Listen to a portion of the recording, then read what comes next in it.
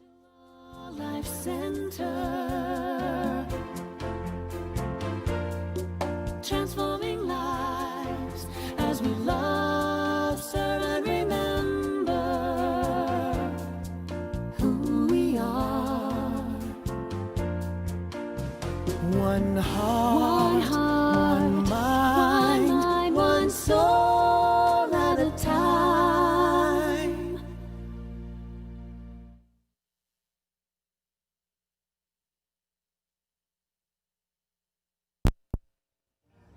I'm in the right place at the right time. I am just where I am meant to be. I'm in the right place at the right time. I am just where I am meant to be. In the right place. I'm in the right place at the right time. I am just where I am meant to be. I'm in the right place at the right time. I am just where I am meant to be. Oh my soul is welcome here. Oh my soul is welcome here. I am getting the message loud and clear. My soul is welcome here. Good morning to those live streaming. You are in the right place at the right time. Soul is welcome here. I'm in the right place at the right time. I am just where I am meant to be. I'm in the right place at the right time. I am just where I am meant to be. Oh my soul is welcome here. Oh my soul is welcome here. I am getting the message loud and clear. My soul is welcome. Oh my soul is welcome. Oh my soul is welcome here. Oh my soul is welcome here.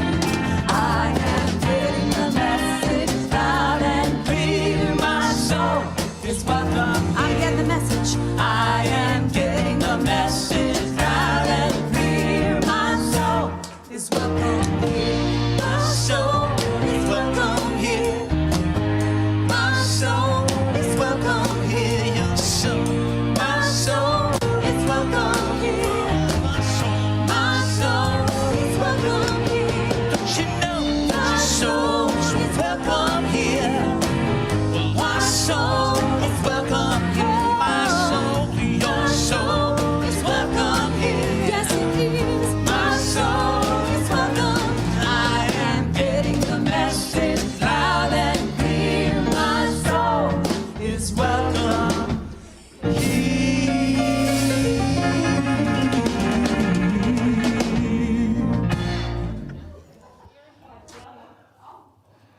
Good morning and welcome to Dealing with Masks and Earrings. We greet you this morning in the name of all that is good, all that is holy, and all that is sacred, and in the warm and loving energy of this ministry, Spiritual Life Center. If you're viewing us for the first time, we especially want to welcome you because we know that you are not here by accident. We know that every one of us is here by divine appointment, and we're just very thrilled to continue to be able to bring you our Sunday service.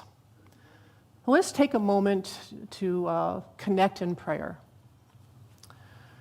We know that in these challenging times, we are still connected with the one holy presence, and that there is only one presence, one God, and that whatever the external appearances seem to be, within ourselves, within our community, within our culture, divine order does prevail.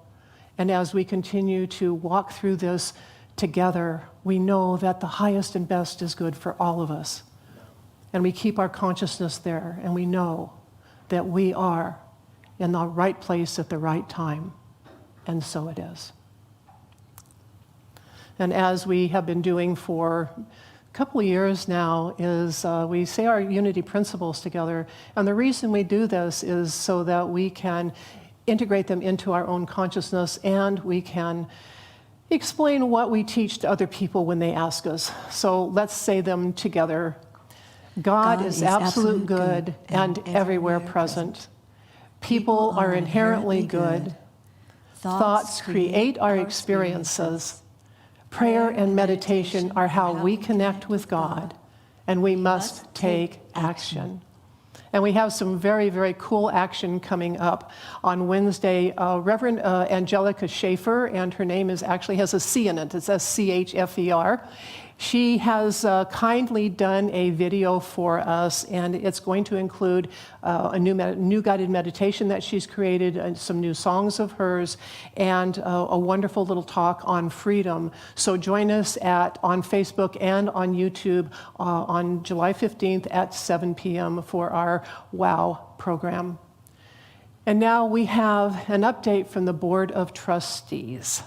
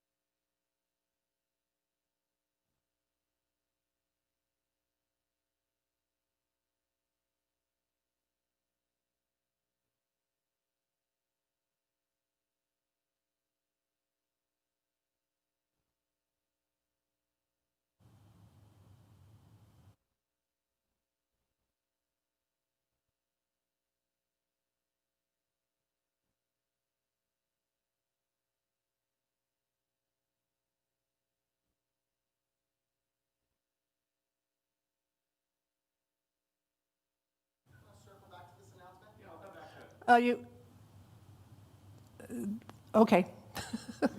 So as we continue with a week of technical difficulties,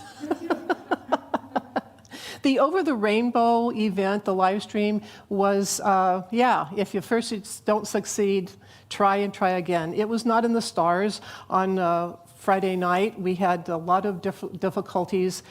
The crew was here in the sanctuary. The Zoom folks were here. They were tuned in. They were wearing their best Hawaiian attire.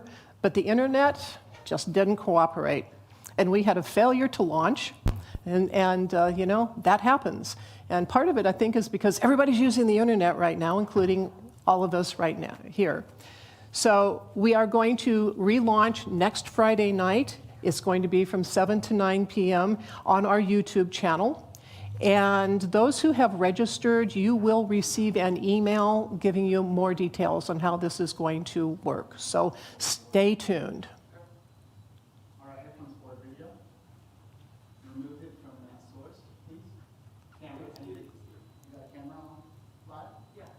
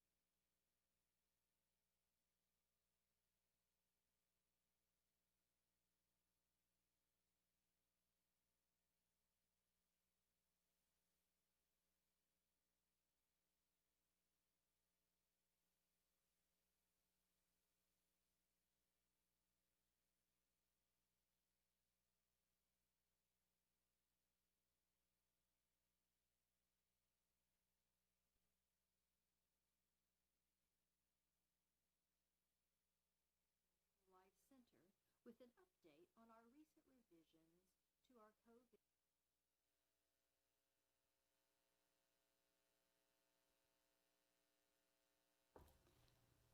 Aloha. I'm speaking to you on behalf of the Board of Trustees of Spiritual Life Center with an update on our recent revisions to our COVID protocols and reopening operational plan.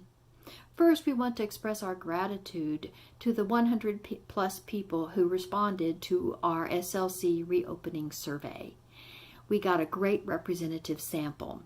A third of the respondents indicated that they would return to SLC at the earliest opportunity. However, 2/3 said that they would exercise caution or extreme caution before returning to any kind of public gatherings. This is consistent with the trends that churches in our area are seeing that opened up in early June. Everyone in the survey expressed their appreciation for our online streaming services, both on Sunday and Wednesdays, the regular noonday meditations virtually, the classes, and our prayer support. So thank you all for taking the time to respond. Meanwhile, at the center, our carpets are scheduled for deep cleaning and plexiglass sneeze guards have finally arrived. A big shout out to our facilities team led by Michael Keene.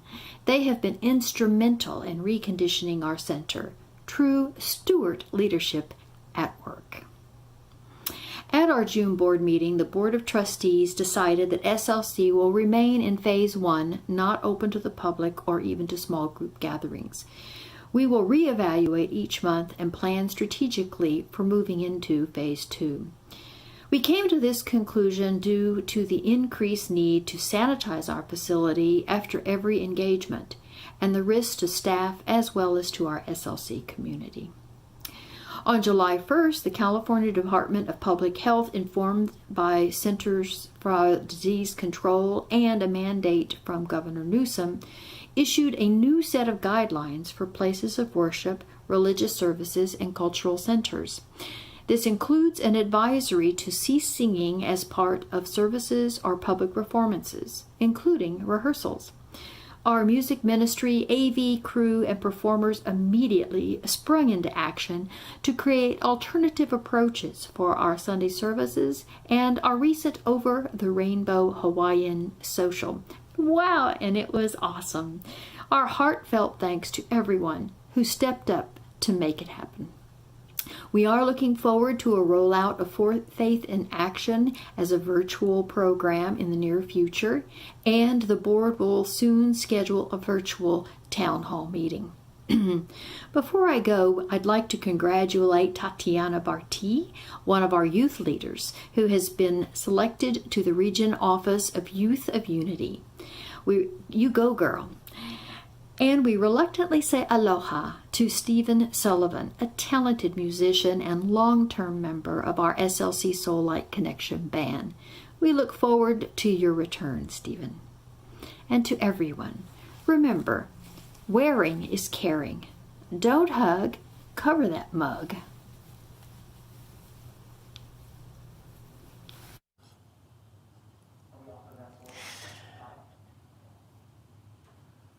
We love to greet our newcomers, and we can't greet you in person right now, but we want you to know how happy we are that you are watching us and that you have joined us as you walk your unique path. You can learn more about us by going to slcworld.org/connect. And by filling out the online contact card, you can choose to receive our weekly message. You can find opportunities on how to connect with our small groups and our prayer chaplains. And you can be notified of greater ways to connect with us virtually as we expand our online community. Thank you for joining us today. We are honored to share our service with you. And so it is.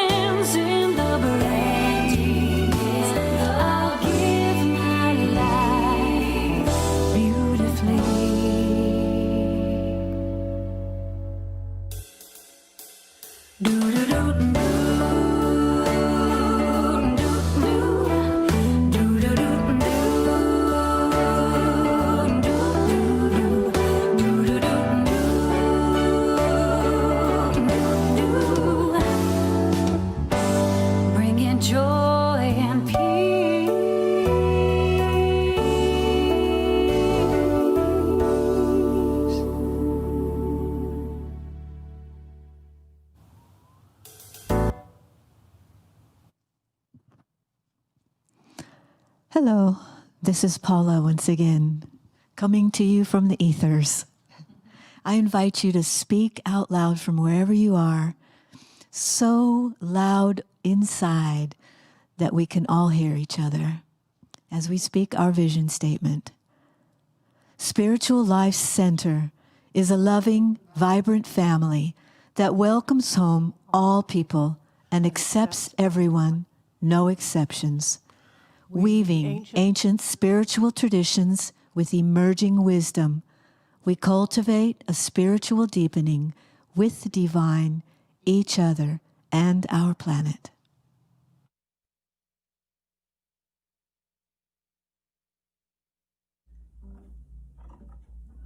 And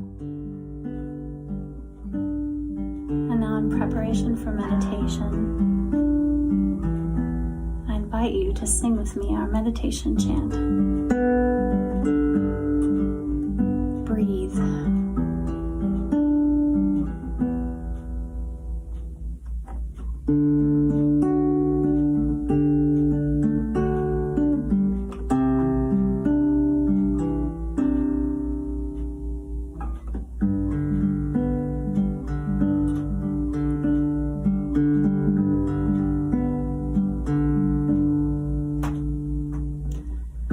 Breathe in, breathe out, breathe deeper in and breathe out. I know you're here with me, so I breathe.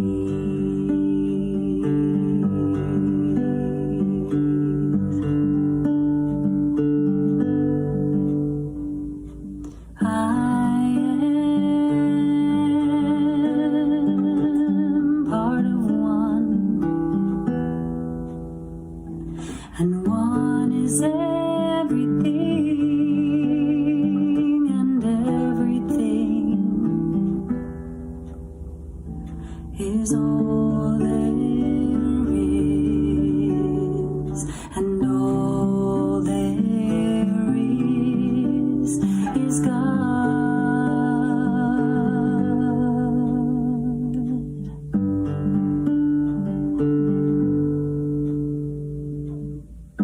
Breathe in, breathe out, breathe deeper in and breathe out. Breathe in, breathe out.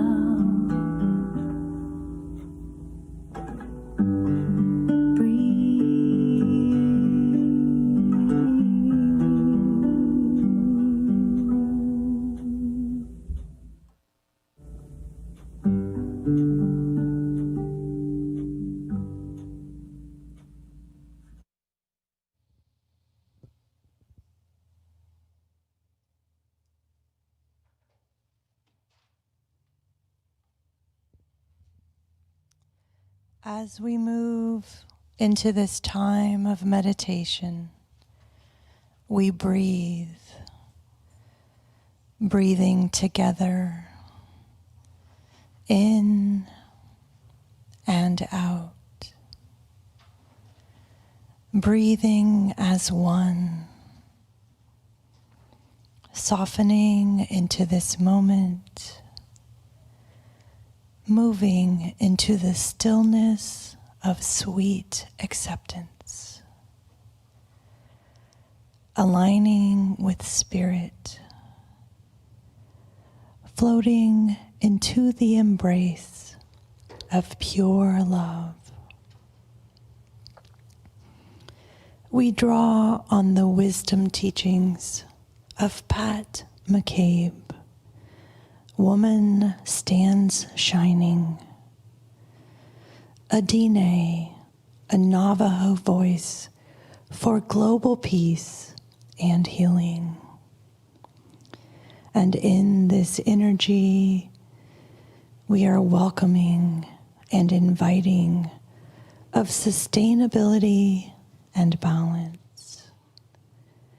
We uphold the honor of being human for thriving life, light, and love. It is a collective breath that we breathe, one humanity together. As Mother Earth pauses to catch her breath, we have also been blessed with this time of reflection, knowing what we create internally is what we share with others, connected as we are in this web of life. Letting go of expectations that our outer world must be a certain way for us to thrive. We open to the beauty that lies before us, drawing on the strength of spirit. We see from a higher vision, and we trust in the flow. We witness a beautiful emerging, one that serves us all, lifting us together, celebrating our differences and the unique gifts we each bring, weaving the connection of our shared ideas, a commonality of hope. There is no enemy in the other, only a rising awareness of our different paths. The harmony of the whole depends on each of us working together. In the heart of love is where we find compassion, our oneness, seeing beyond any sense of separation.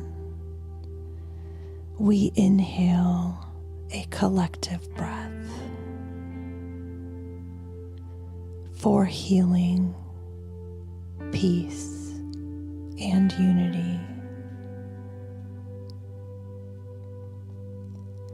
Learning the lessons of our dear Mother Earth, living in harmony and balance, working together for the collective whole, fulfilling our role in a responsible way that honors one another. Being mindful of where our thoughts dwell, mindful of what we are inviting in, being mindful of what we are giving our consent to. What is taking hold in our hearts? Are we resonating with compassion, peace, and unity? Sending love, light, and life for all beings. In the silence, ask yourself, are my thoughts and actions creating balance and harmony?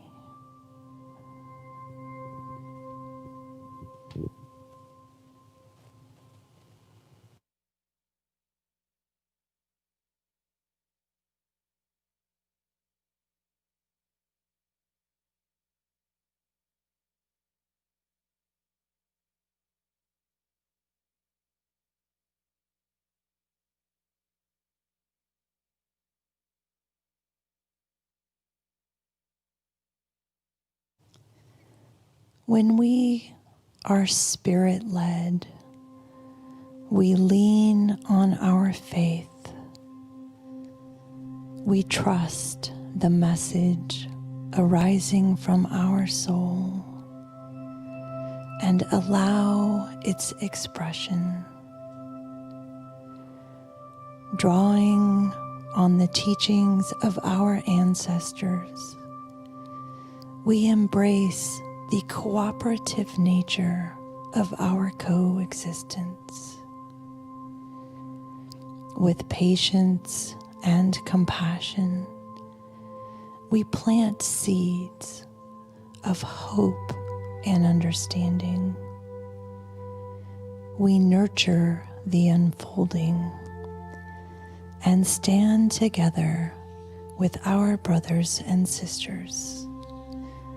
We nurture our planet and all the gifts she brings. And so it is. Aho.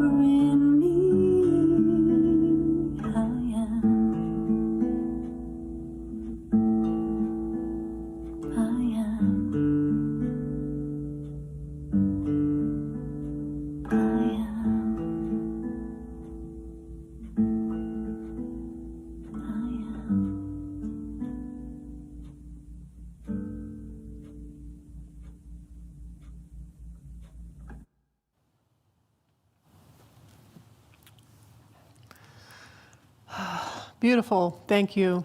Sherry, thank you for that beautiful meditation. It, of course, fits in right with the talk.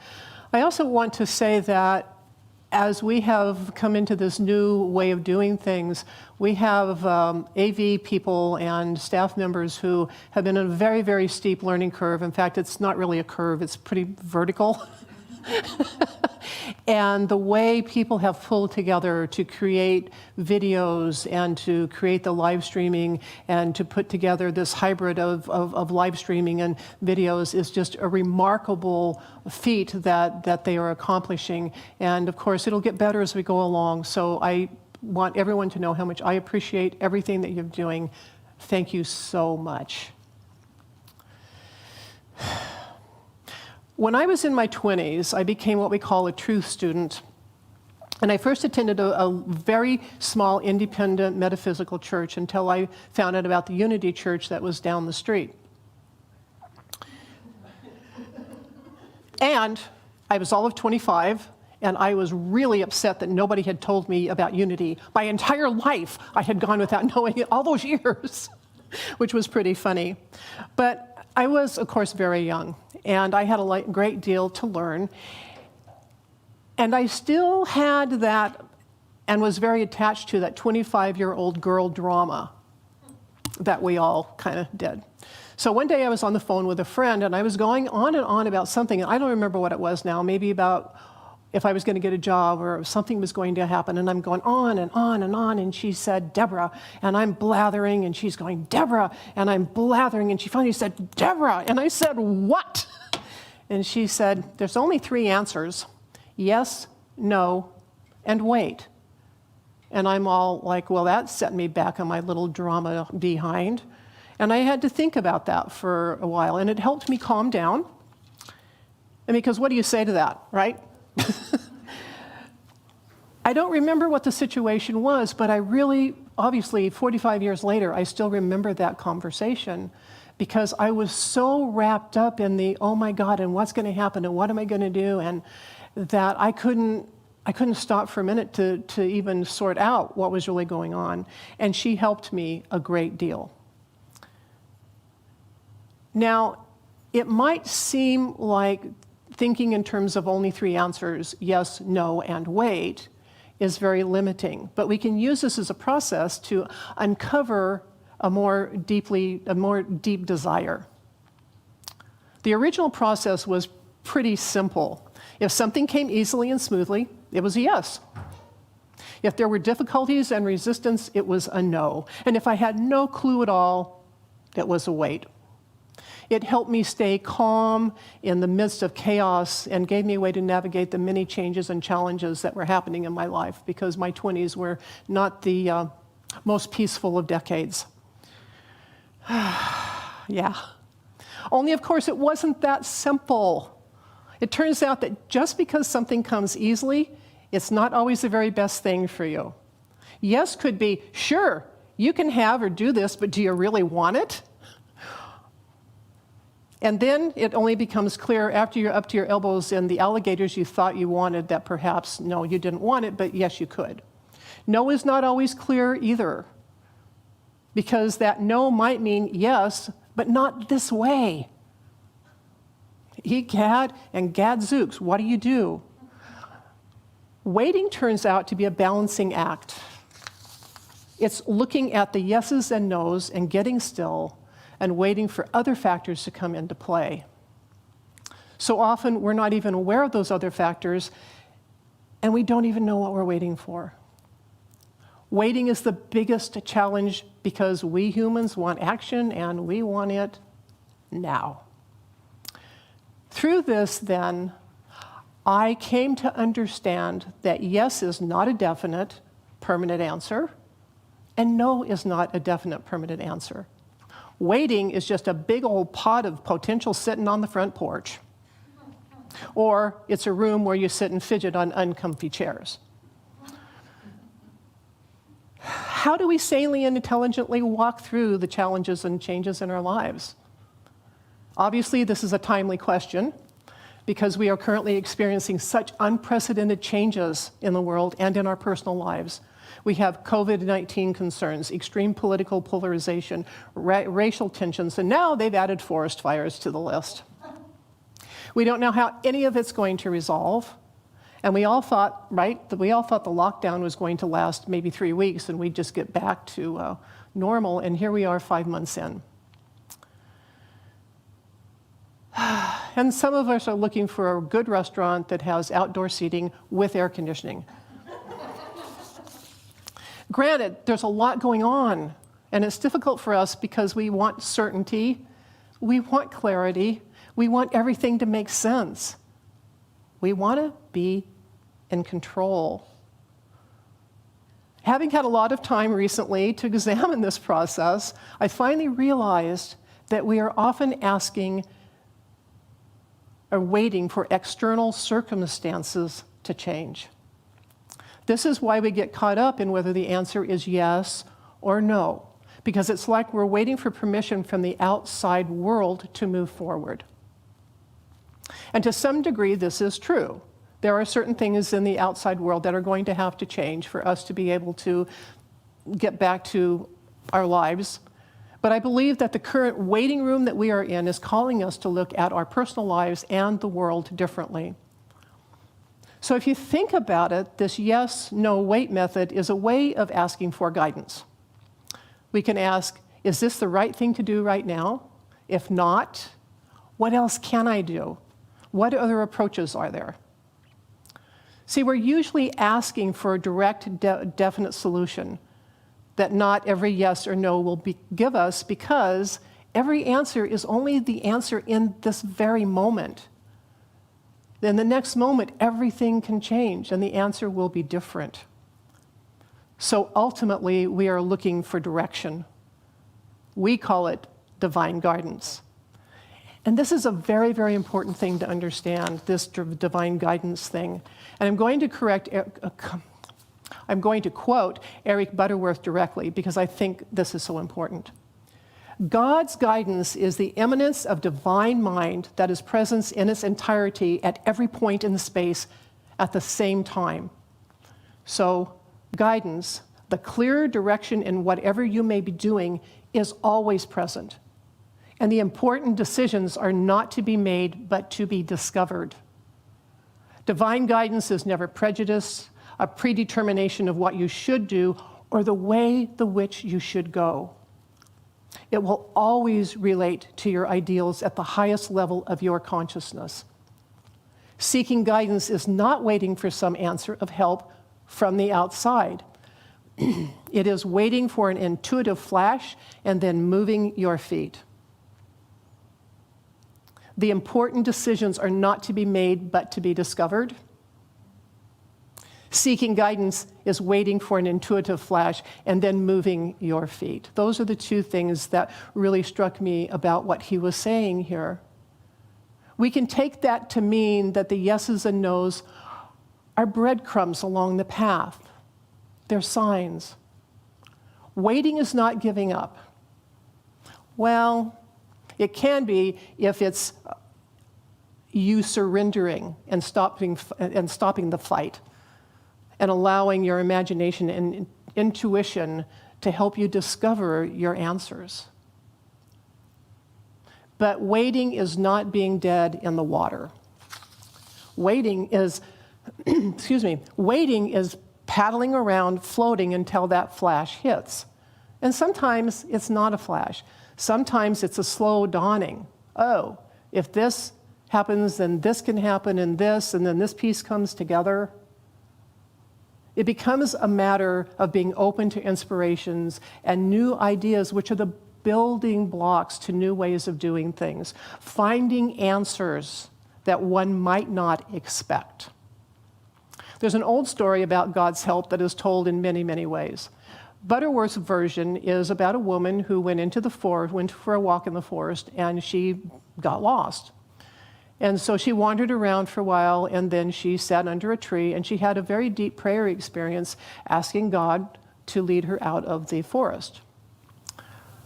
A while later, she was sitting and talking with friends, and she was telling them that she didn't really believe in prayers. She didn't think it was useful. And they said, but you got out of the forest. And she says, well, yeah, but that was only because the hunter found me and led me out. Well, okay then. That whole idea that we have, first of all, that things are going to happen the way we want, just as Sherry said in her meditation. We have an expectation of how things are going to work out. And the other part is when we pray and we ask for divine guidance, we kind of expect some supernatural woo-woo thing to happen, rather than a hunter showing up and going, oh, okay, I'll take you out. Or the story about the man who's on the roof and when a flood and a helicopter and a boat and something else comes by and he refuses and dies, and he says, God, why didn't you save me? And God says, well, I sent you all this stuff. Because we are so locked into, it's got to be this way. As long as we look to an external God to solve our problems, we don't grow, we don't move forward, and nothing changes. A good question to ask is, why do we keep looking to the outside? Why do we keep looking to an outside God? Well, think about this. When we want to do something or make a change, we are limited because we can only work with what we already know. We can only work with what is already in our consciousness. Neville Goddard explains it this way: because creation is already finished, what you desire already exists. It is excluded from view because you can only see the contents of your own consciousness. Waiting and watching is a way to call back that excluded view and to restore full vision. But most of us have had the experience of driving down a street that we've driven down forever, and all of a sudden you see a building that you've never noticed before. That building was there. It was probably not always there, but it was there. And now you've seen it. You can't unsee it. And you know that building because you have now included it in your consciousness. The world, the outer world, has not changed, but your inner world has changed because your awareness has now included that building in your consciousness. So you have added something in. With each new idea that you encounter and embrace, small shifts occur within you. And if Goddard is correct in saying that your journey from one state of consciousness to another is a psychological one, then you can learn to use the waiting room to your advantage. The advantage is that the waiting room relieves you of the need to control everything that happens. It relieves you of the need to force something to happen. It relieves you of stress so that you can relax and become open. And as you move about adding new ideas and concepts to your consciousness, you can now see that the various parts and pieces come together to manifest the highest good in your life. Rather than begging an external God to do your bidding, to change the world, you stand in the present and plant seeds of your own consciousness. You have the time and the presence of mind to nurture those seeds and allow them to grow into brilliant ideas and solutions. Because if you pay attention, you will see how life runs in cycles. Sometimes it runs in circles, but mostly it's cycles. There is the question, then there's the answer, yes, no, or wait. And then the answers come, and then another question forms. And so it goes. I've been recently dipping into the I Ching, and I am not even close to even beginning to start to understand it. This is something that one studies their entire lives or maybe several lifetimes. But I have been dipping into it, and several things strike me about that. We'll do a water thing. The most interesting thing to me is that, okay, there were 64 hexagrams in the I Ching. Number 63 is called GG, already fulfilled. The goal is accomplished. It is done. Number 64, the very last hexagram, is Weiji, not yet fulfilled. We start again. So the book ends with starting again. The book explains that this is because the succession of events never ends. As one thing ends, another starts. After waxing comes waning. Before fullness comes emptiness. Endings are always beginnings. And this blows the whole idea of certainty right out that window. The I Ching is also very big on timing. Timing is everything in the I Ching.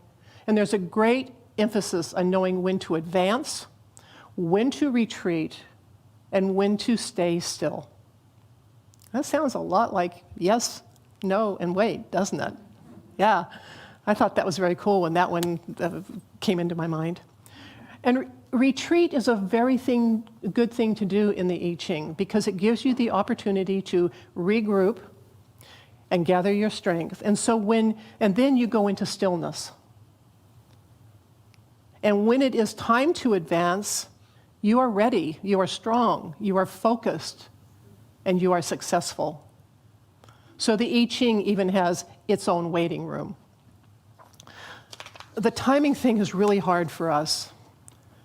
We feel frustrated, feel like we're stuck, we want to do something. Just do something. Anything.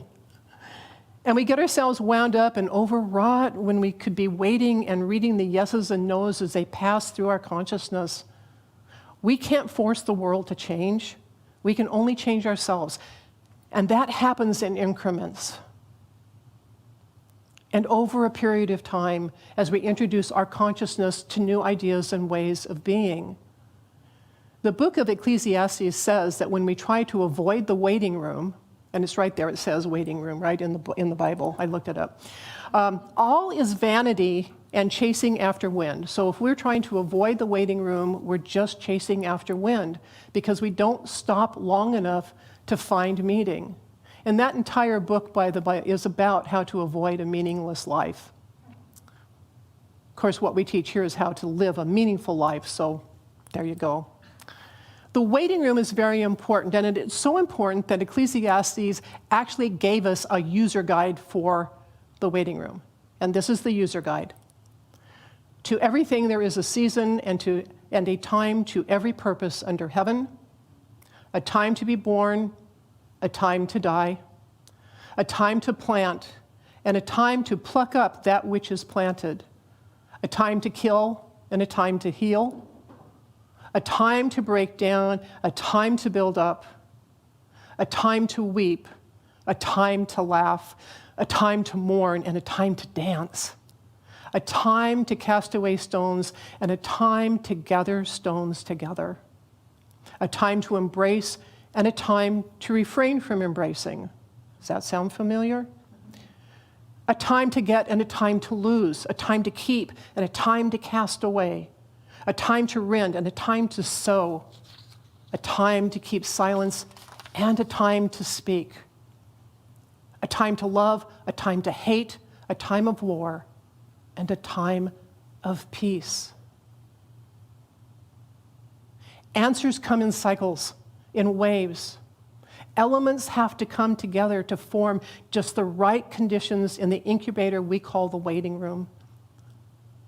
If you are patient, your consciousness will open up and you will discover who you are, a bright spark in the mind of God. When you know who you are, you will live from the inside out. And when you live from the inside out, the waiting room will become your homeroom, the place you go to commune with the one presence, and you will be made whole. And so it is.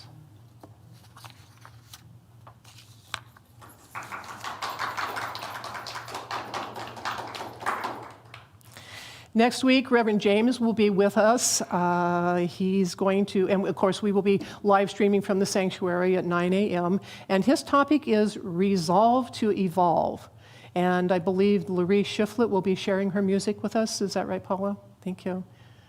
And so now you have the opportunity to help support Spiritual Life Center. You can text SLC Love at 44321, or you can go to our website, slc.org/donate, and there are ways to donate there, and also you can mail in a donation should you decide to do that. So just take your love offering or your love offering in your hand and say this blessing with me.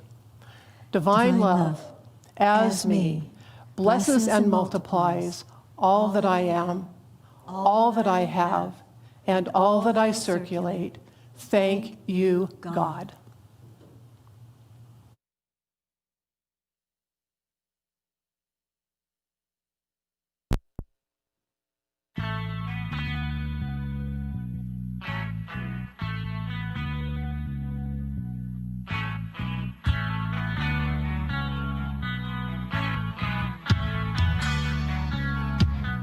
To everything turn, turn, turn. There is a season, turn, turn, turn. And a time to every purpose under heaven. A time to be born, a time to die, a time to plant, a time to reap, a time to kill, a time to heal, a time to laugh, a time to weep. To everything turn, turn, turn. There is a season, turn, turn, turn. And a time to every purpose under heaven. A time to build up, a time to break down, a time to dance, a time to mourn, a time to cast away stones, a time to gather stone together. To everything turn, turn, turn. There is a season, turn, turn, turn. And a time to every purpose under heaven. A time of love, a time of hate, a time of war, a time of peace, a time you may embrace, a time to refrain from embracing.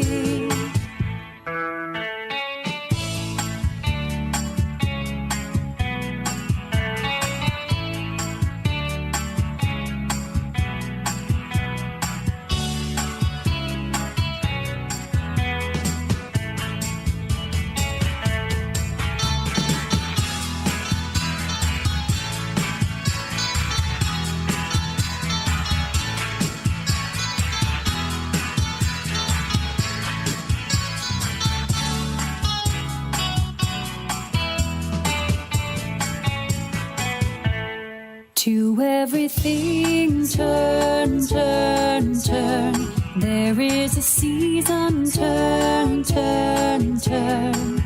And a time to every purpose under heaven.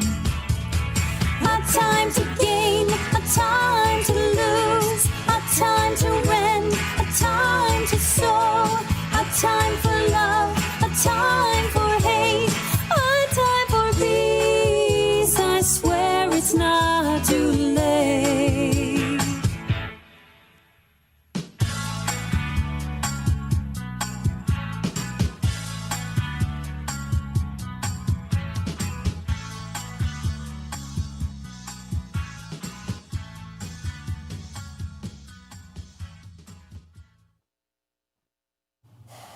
And let us join together and say our prayer for protection.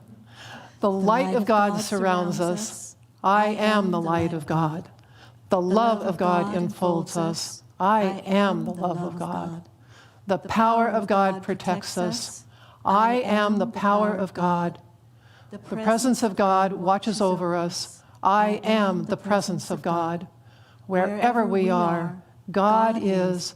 I am, and all is well. And with that, let us join together and sing our peace song.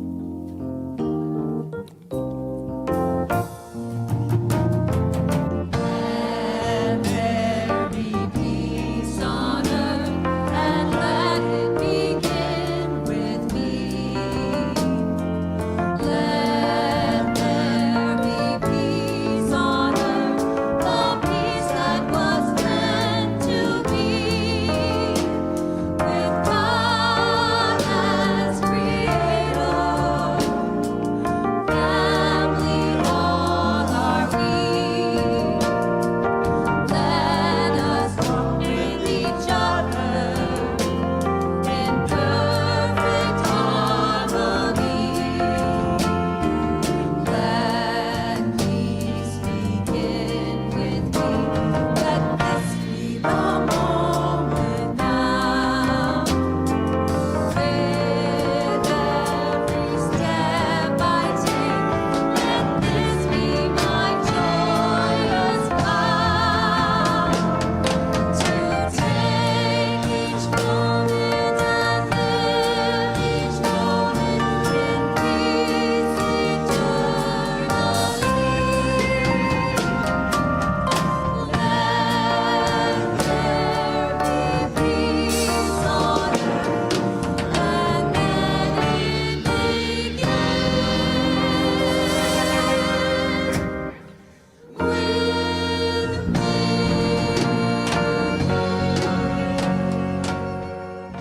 Spiritual Life Center, transforming lives as we love, serve, and remember who we are. One heart,